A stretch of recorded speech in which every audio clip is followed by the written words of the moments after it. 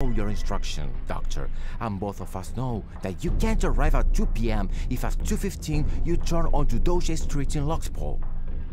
What is a person supposed to do between 2 p.m. and 2:45 when you arrive? What do you do with your legal problem, with your anxiety, and with your anguish? You don't know what to do, right? You don't know or even care, do you? Let him wait. And the next one, let him wait too. No, doctor. There is no other reactive mechanism that can justify, for example, that you got your client Oscar released by incriminating his partner and sister-in-law as well. You knew that the other guy was innocent. You knew that the making of his defense would end up changing your client's place jail for your victims. And you did it anyway. You defended neither justice nor your client. You only defended your money, your name, your personal interests. A few days after your client's partner was arrested, somebody made a comment on the case in the parking lot. The comment was something related to having been sentenced to prison. Remember your answer, doctor? Your words are in my head as if I had been there listening to what you said. Okay, if he can afford a good lawyer, screw him. Can we interpret that attitude in the restaurant at Westbrook Street? That day at noon in September as poverty phobia? Let me refresh your memory. It was about 2 years ago. You were having dinner with Maria Lena, your lover, at the restaurant on Westbrook Street. So it had to be Tuesday. It took me plenty of time to figure out that Tuesdays were days dedicated to your lover. I saw you both sitting at a table near mine like so many other times before. That day, having dinner, a 10-year-old boy arrived.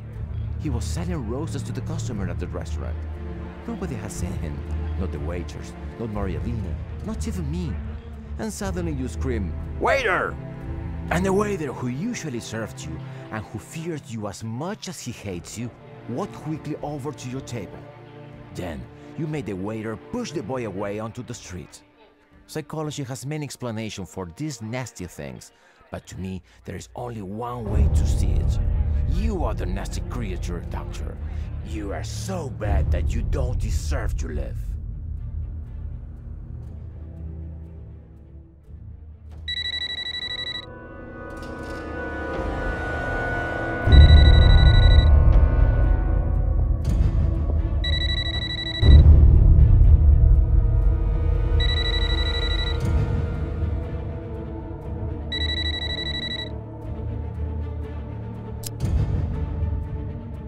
Hello?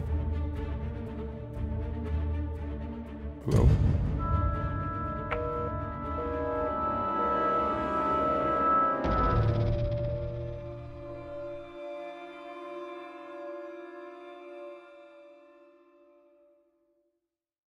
You may think, why is it any of your business?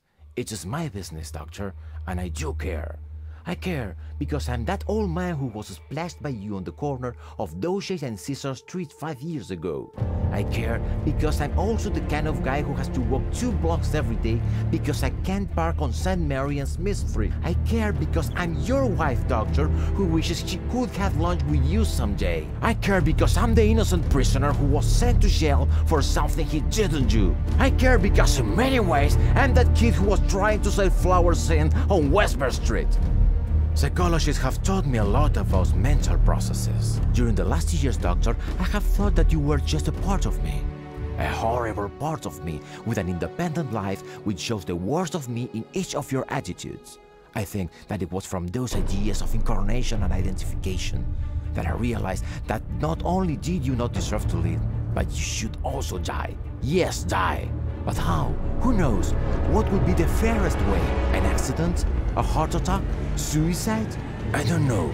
The most modest, serious, and simple way that came to mind was murder. That is that somebody would finally decide to kill you for what you represented for us in the most archetypal way. I'm not writing to make you repent. I'm writing to let you know, and I think it concerns you, that I have decided to kill you. Of course I know it. You must be thinking of being careful. Guards, weapons, bodyguards, alarm systems, all your personal under investigation, and so on and so forth. But how long can all that be borne? It took me 5 years to gather the information to sentence you to imprisonment. I can wait for 5, 10 or 20 years to carry out the execution. At a certain point, custody is undermined, precaution is forgotten, details are uncared for. At that moment, Dr. Ianek, I'll be waiting for you. Anyone may doubt, maybe you yourself, if this warning is real, if I myself am real. Although, there's a thrilling piece of information in favor of this possibility. How the police will be able to prove it. This letter was written with your typewriter, the same one that is in your desk with the blurred A key.